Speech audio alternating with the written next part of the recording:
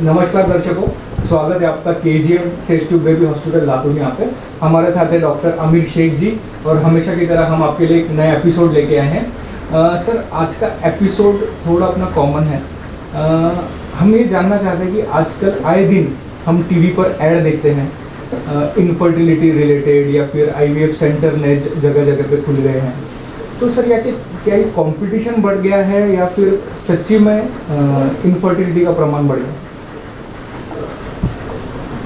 इसका सही आंसर अगर दूं मैं तो दोनों बातें सच है कि इनफर्टिलिटी का परसेंटेज भी बढ़ गया है और availability of the recent technology India में बढ़ गया है।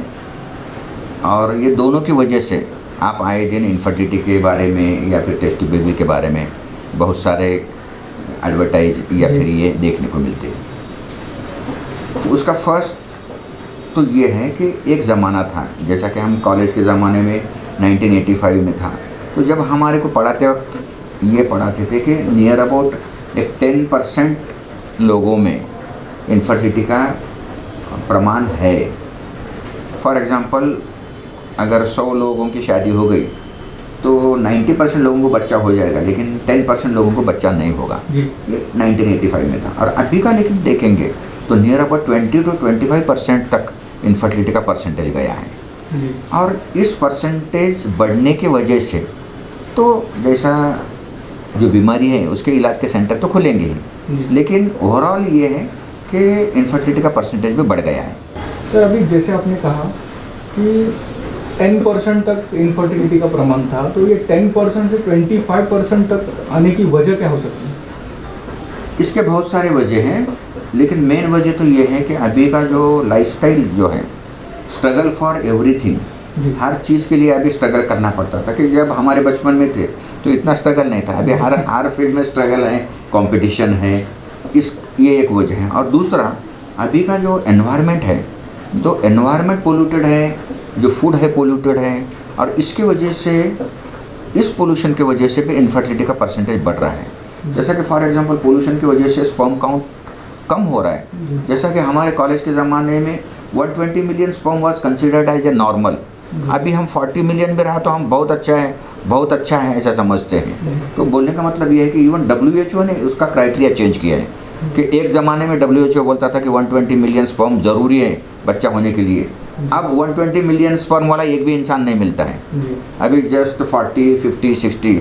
अब मेरे डेली प्रैक्टिस में कभी तो भी 1-2-3 महीने में 120 मिलियन वाला स्पर्म वाला मेल मिलता है, नहीं तो बाकी सब लोगों का स्पर्म काउंट कम हो रहा है। और ये स्पर्म काउंट कम होने की वजह से 2-3 चीज़ें, जैसा कि मैंने बोला कि पोल्यूशन है, फूड का पोल्यूशन है, एयर पोल्यूशन है, उसके साथ साथ स्ट्रेस एक मेजर फैक्टर है, जो कि स्ट्रेस पहले इतना नहीं था। सर, अभी स्ट्रेस, जैसे आपने बोला stress is a major factor, तो जहाँ तक हमें पता है कि शुक्र जंतु की कमी होने की वजह से बच्चा नहीं होता है, या अंडे की कमी होने की वजह से बच्चा नहीं होता है। ये स्ट्रेस मुझे कुछ समझ में नहीं आया सर।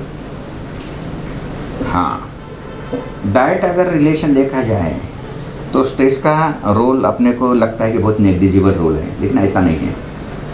आजकल के ज़माने में तो इनफर्टिलिटी के ट्रीटमेंट में स्ट्रेस रिलीव करना एक बड़ा ट्रीटमेंट का पार्ट ही हो गया है। फॉर एग्जांपल, कि मैंने इससे पहले भी बताया था कि 40% केसेस में मेल की वजह से बच्चा नहीं होता, 40% केसेस में फीमेल की वजह से बच्चा नहीं होता, 10% केसेस में मेल में भी कुछ प्रॉब्लम रहता है, फीमेल में भी रहता है। दैट इज़ कंबाइंड इनफर्टिलिटी, जैसा कि male infertility, female infertility, combined infertility. और 10% ऐसे केसेस हैं जिसे हम अनएक्सप्लेन्ड इनफर्टिलिटी कहते हैं, जिसमें उस पति में भी कुछ डिफेक्ट नहीं है, पत्नी में भी डिफेक्ट नहीं है, कुछ भी डिफेक्ट नहीं है, यहाँ तक कि उस डॉक्टर को भी समझ में नहीं आता कि बच्चा क्यों नहीं हो रहा है। And this is called as a unexplained infertility. इस अनएक्सप्लेन्ड इनफर्टिलिटी की मेन वजह ये स्ट्रेस फैक्टर होता है। सर, अभी जैसे आपने बोला ये अनएक्सप्लेन्ड इनफर्टिलिटी, अभी जब अनएक्सप्लेन्ड इनफर्टिलिटी में डॉक्टर को भी पता नहीं, पेशेंट को भी पता नहीं है, तो फिर अब इलाज कैसे किया जाता है? हाँ, एक बात है, जैसा कि हम इंडियन ट्रेडिशन में शरीर और आत्मा हम दोनों मानते थे, लेकिन वेस्टर्न इसमें सिर्फ शरीर को मानते हैं, आत्मा को वो उतना इम्पोर्टेंस नहीं देते। लेकिन अपनी संस्कृति में जैसा कि इस्लाम हो या हिंदू संस्कृति हो, इस्लाम में जैसा रूह और बदन बोलते हैं, वैसा हिंदू संस्कृति में आत्मा और शरीर बोलते हैं। ये दोनों का कॉम्बिनेशन से ही अपनी बॉडी चलती है, जो कि वेस्टर्न लोगों की फिलॉसफी में ये कॉम्बिनेशन का कोई रोल ही नहीं है। उनको लगता है कि ये आत्मा और ये रूह, इसका कुछ रोल ही नहीं है। लेकिन जहाँ तक मेरा ख्याल है, मेरे हिसाब से ऐसा लगता है कि ये दोनों का अहम रोल होता है। कोई भी चीज़ सिर्फ शरीर रहने से बच्चा नहीं हो सकता या सिर्फ आत्मा रहने से बच्चा नहीं हो सकता, ये दोनों का कॉम्बिनेशन ज़रूरी है। तो ये माइंड एंड बॉडी कंसेप्ट जो है, ये हमारा इंडियन कंसेप्ट है और अब दुनिया इस कंसेप्ट पे आ रही है। कोई भी डिसीज़ सिर्फ एक कॉजिटिव एजेंट है, एक बैक्टीरिया है और एक शरीर है और उसके साथ साथ ये डिसीज़ हो रहा, ये जो ट्रायंगल है ये ट्रायंगल से ही नहीं होता है। तो उसके साथ ये माइंड का गेम भी साथ में साथ माइंड और एनवायरनमेंट का गेम चलता है। तो अभी इस स्ट्रेस, अब इसके ऊपर बहुत रिसर्च होने शुरू हुआ है कि अनएक्सप्लेन इनफर्टिलिटी होता कैसा है और अनएक्सप्लेन इनफर्टिलिटी होता कैसा है, इसका मैं थोड़ा सा आपको साइंटिफिक वे में बताता हूँ। स्ट्रेस का रोल ह्यूमन ब्रेन पे क्या होता है, एंटीरियर पिट्यूटरी पे क्या होता है, एड्रिनल ग्लैंड पे क्या होता है, यूट्रस पे, ओवरी पे और all organs which are necessary for the fertility, उस पर क्या होता है, इसका मैंने रोल आपको बताता हूँ। दिस इज हाइपोथैलेमस, यहाँ से GnRH हाइपोथैलेमस से रिलीज होता है। It is a GnRH pulse generator, वो तो मेन हार्मोन हाइपोथैलेमस से निकलता है, ब्रेन का एक पार्ट है। फिर ये हार्मोन निकलने के बाद एंटीरियर पिट्यूटरी पे आता है। एंटीरियर पिट्यूटरी से निकलने के बाद यहाँ से LH और FSH जो अंडा रिलीज करने के लिए ज़रूरी रहते हैं वो निकलते हैं। उसके साथ साथ ACTH जो है स्ट्रेस हार्मोन होता है, ACTH किडनी पे इफेक्ट करता है और इससे फिर ACTH की वजह से ग्लूकोकॉर्टिकॉइड्स रिलीज होते हैं। और उसी के साथ साथ यूट्रस के ऊपर ये एक स्ट्रेस फैक्टर ये करता है और ये इम्प्लांटेशन सक्सेस के लिए ज़रूरी होता है और प्रेगनेंसी आउटकम के लिए। अगर ये इस हार्मोन की सिंक्रोनी या हार्मोनी अगर डिस्टर्ब होती है तो ये सब नॉर्मल फंक्शन होने वाले जो नॉर्मल फंक्शन नहीं होंगे और इसकी वजह से इस ओवरी से ओसाइट मैचुरेशन नहीं होगा, ओवुलेशन नहीं होगा, स्टेरॉइडजेनेसिस होगा और इसकी वजह से जो नॉर्मल अंडा निकलना चाहिए वो अंडा नहीं निकलेगा और अंडा नहीं निकला तो फिर बच्चा नहीं होगा।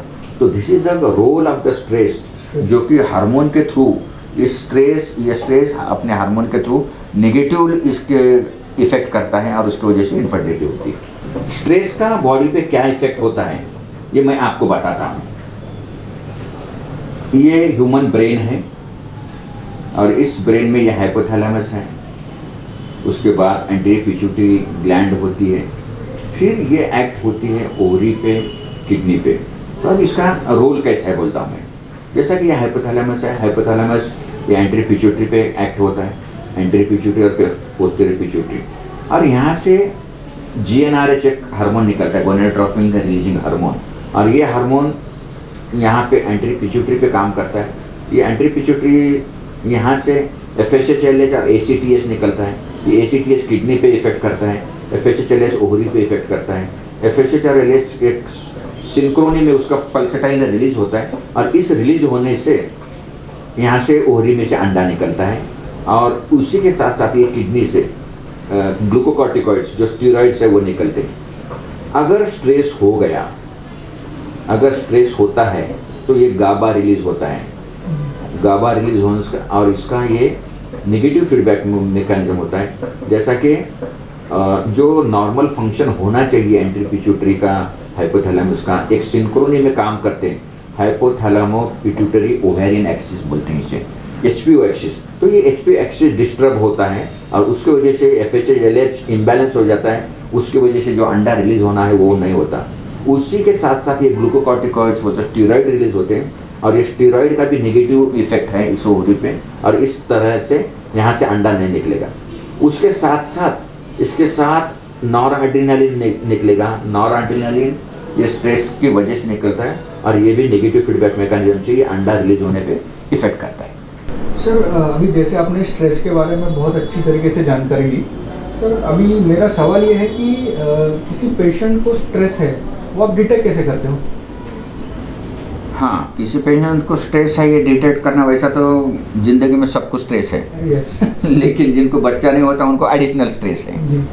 तो अब इस स्ट्रेस को हम आइडेंटिफाई ऐसा करते हैं कि उसकी हिस्ट्री लेते हैं और कितने दिन से बच्चा नहीं है उसके हिसाब से, उसके जितना ड्यूरेशन ज़्यादा उसके हिसाब से उतना स्ट्रेस भी उसका ज़्यादा रहेगा। तो बहुत सारे वक्त पेशेंट के हिस्ट्री में या फिर उससे बात करते वक्त ये मालूम हो जाता है कि ये मुझे जो बच्चा नहीं हो रहा है इसमें मेरी गलती है जी। और अभी मुझे ज़िंदगी में कभी बच्चा नहीं होगा जी। और जो कुछ है तो मुझे ऐसा डर लग रहा है कि मेरा हस्बैंड मुझे छोड़ देगा अगर मुझे बच्चा नहीं हुआ तो मेरा डाइवर्स होगा। ये जब बातें आते हैं तो हम समझते हैं कि इसमें कुछ प्रॉब्लम है, तो साइकोलॉजिकल स्ट्रेस का प्रॉब्लम है और ये स्ट्रेस है जब हमारे को डायग्नोस होता है तो हम उसका अच्छी तरीके से काउंसिल करने की कोशिश करते हैं। और इस स्ट्रेस से सबसे बड़ा प्रॉब्लम अभी जैसे हमें बताया कि स्ट्रेस सिर्फ स्ट्रेस बोल के छोड़ने नहीं आता, क्योंकि तो उस स्ट्रेस की वजह से जो अभी मैंने बताया, जो हार्मोन्स अगर डिस्टर्ब होंगे तो हम कुछ भी ट्रीटमेंट करेंगे तो उसका फ़ायदा नहीं होगा। तो इसके लिए अब स्ट्रेस रिलीविंग फैक्टर जो हैं कि बाकी जो काउंसलिंग है या फिर बाकी कुछ बॉडी माइंड गेम जो मैंने आप भी बताया जैसा कि आत्मा और शरीर, रूह और बदन, ये थ्योरी में अब हमें जाना पड़ेगा और उस वक्त हम पेशेंट को, उसके रिलेटिव को और उसके घर के लोगों को एक साथ लेके हम काउंसलिंग करते हैं। डॉक्टर रजिया तो उनके रिलेटिव के साथ भी ये डिस्कस करती थी। तो स्ट्रेस कहीं सास की तरफ से है, कभी हस्बैंड की तरफ से है, तो हम पहले वो डिटेक्ट करते थे और उस आदमी का पहले काउंसलिंग करते थे और फिर उसके बाद हम पेशेंट का और हस्बैंड का और उसके वाइफ का हम काउंसलिंग करते थे। अभी आपने स्ट्रेस के बारे में इतनी अच्छी जानकारी दी, तो मेरा स्ट्रेट फॉरवर्ड सवाल है सर, योगा से कुछ फ़र्क पड़ता है क्या? हाँ, योगा से फ़र्क पड़ता है। अभी रिसेंटली अपना इंटरनेशनल योगा डे भी हो गया। योगा से फिर से मैं वही आता हूँ बॉडी और माइंड कंसेप्ट से। योगा माइंड पे एक्ट होता है अपना, एक्चुअली एक्सरसाइजेज वो दिखते हैं कि बॉडी पे एक्ट हो रहा है लेकिन उसका इफेक्ट माइंड पे होता है। और जब माइंड सेट हो जाता है और वो बॉडी के साथ हार्मोनी में काम करने शुरू करता है तो ये नेगेटिव जो भी हार्मोन्स है, जो हार्मोन्स निकल रहे थे वो हार्मोन्स का बैलेंस हो जाता है। उसके साथ साथ बॉडी का फंक्शनिंग भी अच्छा होता है। उसके साथ साथ उसके जो एक्सरसाइजेस हैं उस एक्सरसाइजेस की वजह से blood circulation to the fertility organs जो भी हैं, यूट्रस है, ओवरी है, ब्रेन है, जिनका जिनका रोल है फर्टिलिटी में, उस ऑर्गन का ब्लड सर्कुलेशन भी बढ़ता है। और उस ब्लड सर्कुलेशन की वजह से हार्मोन्स, उसका फंक्शनिंग अच्छा होता है। यहाँ तक के स्पर्म फंक्शन भी बहुत अच्छे होते हैं। ओवेरियन जो फॉलिकुलोजेनेसिस है वो भी अच्छा होता है। मैच्योरिटी ऑफ द ओवा वो भी अच्छा होता है।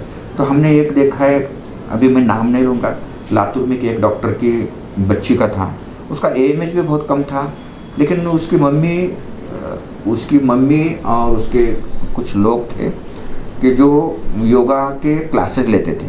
तो उन्होंने मुझे पूछा कि हम योगा कर सकते क्या? तो मैंने बोला कि योगा से तो अच्छा इफेक्ट रहेगा और सचमुच उसमें इतने ट्रेमेंडस अच्छे रिजल्ट्स मिले मुझे कि जिसकी वजह से मेरा खुद का अब योगा के ऊपर बहुत भरोसा बैठ गया है कि ये बहुत अच्छा एक थेरेपी है। और इस योगा से तो थोड़ी देर के लिए वो योगा करने की वजह से उसके 2-3 रोल मुझे लगते हैं। योगा से एक तो बॉडी फंक्शन अच्छा होता है और जो नेगेटिव फीडबैक है, जैसा कि मुझे बच्चा होगा ही नहीं या फिर मेरा हस्बैंड मुझे छोड़ देगा या फिर ये किसी ज़माने का मेरा पाप है जिसकी वजह से बच्चा नहीं हो रहा, इस मेंटालिटी से तो वो ड्यूरिंग योगा वहाँ से वो दूर जाता है वो पेशेंट, कि उस पेशेंट का उस नेगेटिव एनवायरनमेंट से बाहर निकलने के लिए एक रास्ता हो जाता है। और इसी तरीके से योगा यूज़फुल है। इसलिए मैं तो चाहूँगा कि योगा तो सब लोगों ने करना चाहिए लेकिन इनफर्टिलिटी के पेशेंट ने तो ज़रूर करना चाहिए।